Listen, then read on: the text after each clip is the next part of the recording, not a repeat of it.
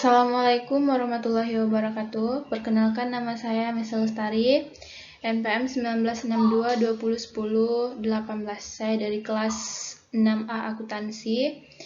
Ingin mempresentasikan hasil PowerPoint saya dari mata kuliah Akuntansi Keuangan lanjutan 2. Baiklah, kita lanjut ke pembahasan, yaitu persekutuan, pembentukan operasi, dan perubahan keanggotaan.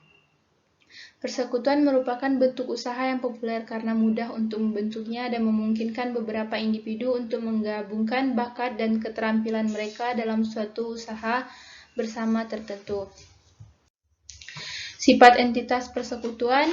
Bentuk persekutuan usaha memiliki beberapa elemen unik karena status legal dan akuntansinya.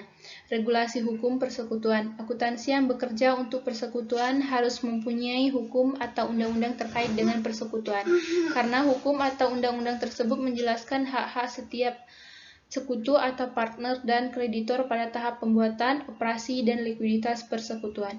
Selanjutnya, pengertian persekutuan itu tersendiri pada KUHP Bab 8 Bagian 1 Pasal 1618 menyatakan bahwa persekutuan atau perseroan adalah perjanjian antara dua belah pihak atau lebih yang setuju untuk menginvestasikan sesuatu ke dalam usaha agar memperoleh keuntungan dari persekutuan itu dibagi di antara mereka.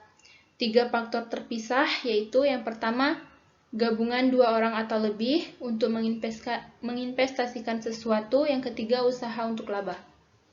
Selanjutnya, ciri-ciri persekutuan. Yang pertama, adanya dua keanggotaan, anggota pasif dan aktif.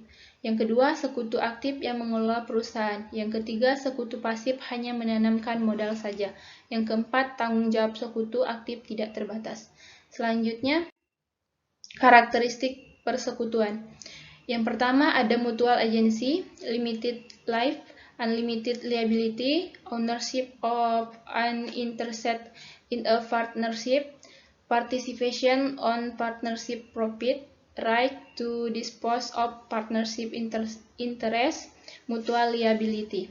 Selanjutnya, sifat entitas persekutuan. Yang pertama, regulasi hukum persekutuan.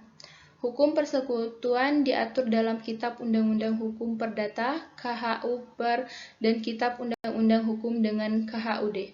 Undang-undang tersebut menjelaskan hak-hak dan tanggung jawab setiap sekutu atau partner dan kreditor pada tahap pembuatan, operasi, dan likuiditas persekutuan. Yang kedua, definisi tadi sudah dijelaskan. Selanjutnya, mengalokasikan laba atau rugi ke para sekutu. Laba atau rugi dialokasikan ke para sekutu pada setiap akhir periode bersangkutan dengan perjanjian persekutuan. Jika tidak ada dalam perjanjian bagian 2 pasal 1633 KHU menyatakan bahwa sekutu berhak memperoleh bagian laba atau rugi secara proporsional sesuai dengan jumlah yang dikontribusikan ke persekutuan. Sebagian besar persekutuan menggunakan satu atau lebih metode distribusi sebagai berikut.